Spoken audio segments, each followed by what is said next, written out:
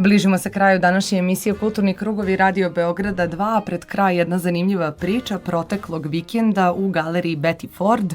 Otvorena je 7. međunarodna izložba Crno-beli svet u organizaciji udruženja Kreativna fabrika.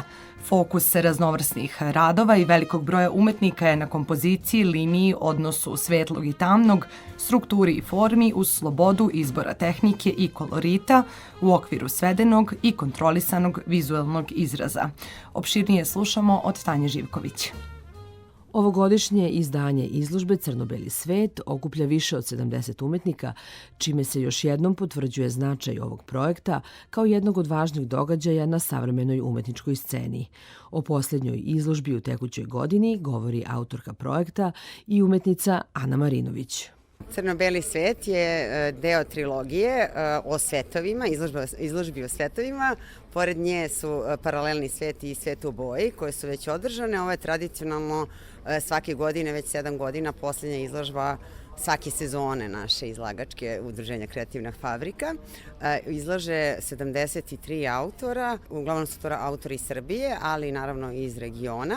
I posebno bih istakla učešće moja dva profesora koji su mi predavali na Fakultetu primenjenih umetnosti i zahvalila im se na podršci. To su Karanović i Vlahović, naši čuveni fotografi i Vlahović karikaturista i grafičar. Šta se predstavljaju crno-beli svetovi u umetničkom svetu? Pa crno-beli svetovi mogu biti svašta i nisu nužno odsustvo boje. Ima tu raznih odgovora na temu. Većina se vodila time da bude bez kolorita, ali imamo i radove koji naravno imaju uključenu i boju. Zastupljene su skoro sve tehnike likovnih i primenjenih umetnosti, tako kao što ste i primetili imamo i slike i akvarele i grafike i crteže i digitalne grafike i fotografija ima dosta. Ovo je posebno zanimljiva tema za fotografe kao i ova prethodna što je bila refleksija, tako da mislim ja jako volim lično fotografiju i grafiku i pozivam uvek kolege da se pridruže, sve je veći broj kolega koji učestvuju na ovim ovakvim događajima i veoma sam srećna zbog toga. Ana Marinović ističe da je godina na izmaku bila veoma uspešna za udruženje Kreativna fabrika. Godina je bila plodonosna, jako. Imali smo 10 kolektivnih izložbi, što bi u prevodu značilo jedna mesečno plus 2 samostalne ove godine. To je bio, samostalne su u okviru projekta Dosije umetnik, tako se zove projekat. A za narednu godinu isto krećemo punom parom od samog starta.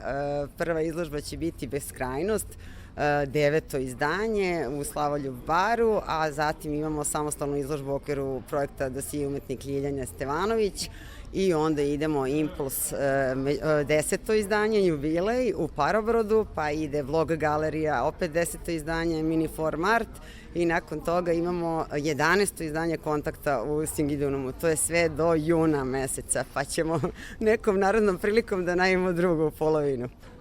Pozivam ovom prilikom sve zainteresovane umetnike, nije nužno da imaju akademsko obrazovanje, znači da se oprobaju i da zaprate udruženje Kreativna fabrika na Instagramu i Facebooku i tu mogu pratiti redovno naša naredna dešavanja. Izložba Crno-beli svet biće otvorena do 27. januara 2026. godine u galeriji Betty Ford.